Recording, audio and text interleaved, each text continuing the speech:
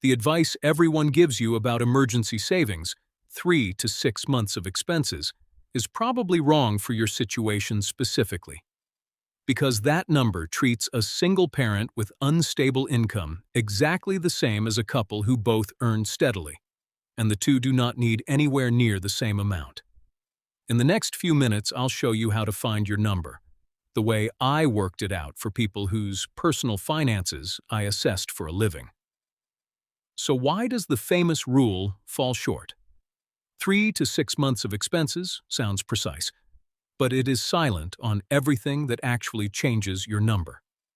When I assessed people, that range was only ever a starting point, one I then adjusted, up or down, using 4 questions. How easily you could replace your income? How many incomes hold your household up? Who else depends on your money? And how steady that income is in the first place.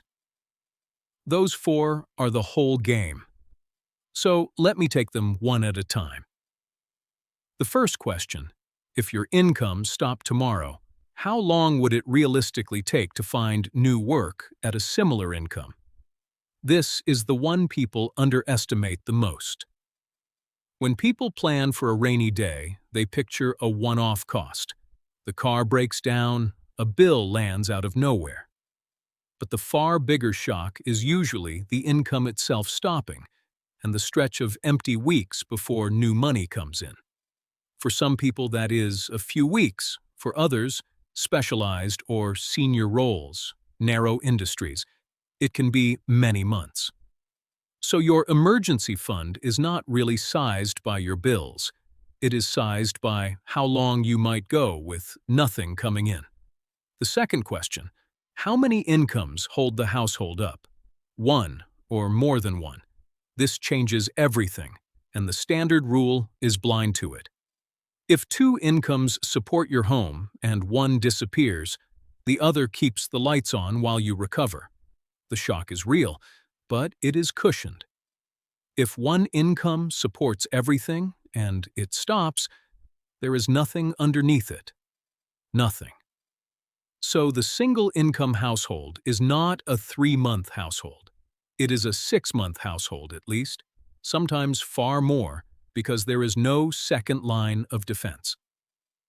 What we are actually asking here is, how hard would I fall and how long would I be down? That is what the 3 to 6 month rule overlooks entirely. The third question, who else depends on this money? This is not only about the amount, it is about what you cannot cut. When it is just you, an unpredictable month is brutal but flexible. You can strip your life down to almost nothing for a while. Add dependence, and a whole layer of costs stops being optional. The things a child needs cannot wait for a better month.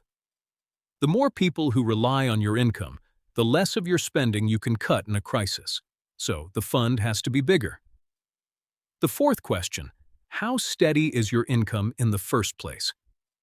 This connects to something I covered in my previous video on budgeting, that 2 people can earn the same in a year and not carry the same risk. One earns it in a flat, predictable line, the other in bursts, a strong month, then a thin one. Steady, reliable income lets your fund sit at the lower end because the next payment is dependable. But if your income is lumpy, freelance, commission, seasonal, self-employed, you are really carrying 2 funds at once. A buffer for genuine emergencies and a smoothing fund for the normal, thin months that are not emergencies. That person needs the top of the range and often beyond it, because their income shape demands it.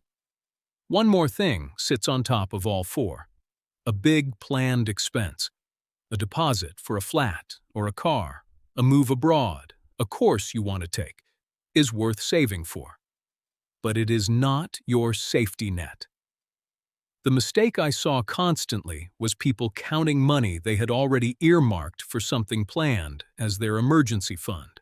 So on paper they looked covered, but the day that expense came due, their protection left with it.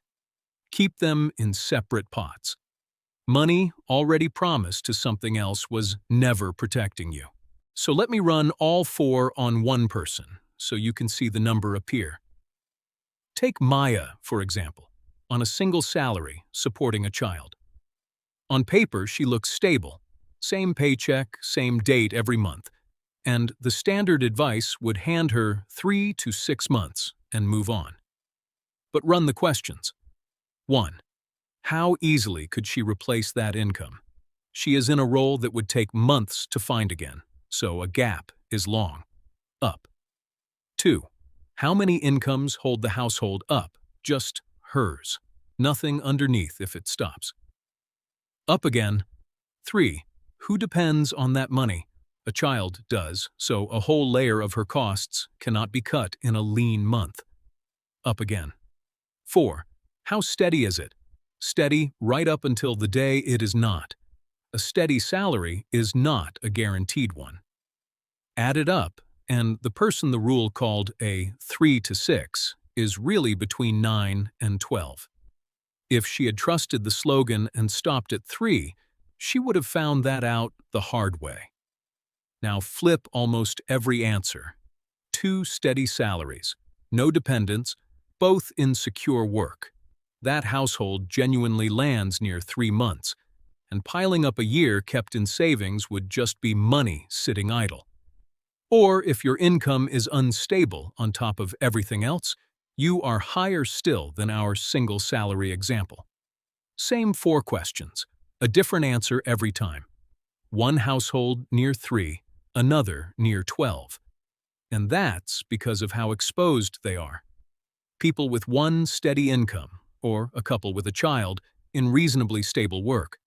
For them, 6 months is the honest number, and where the majority land. The rule was never the answer. You are. That is how I would actually do it. Start with the range, then ask the 4 questions that move it. How easily you could replace your income, how many incomes hold you up, who depends on you, and how steady the money is. Answer those honestly, and you will land on a number that is yours. It might be 2 months, or 7, or 14. A figure that actually matches how exposed you are. And here is the quiet freedom in this. If you have been feeling behind because you are nowhere near 6 months, you might simply be a 3-month person who has been measuring against the wrong bar.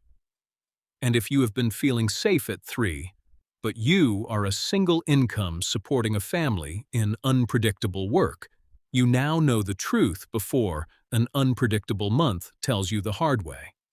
Either way, you are no longer guessing. You can make your own assessment and your own decision based on your actual circumstances, the way I spent many years doing it for other people. Thank you for watching. Subscribe, and I will see you in the next one.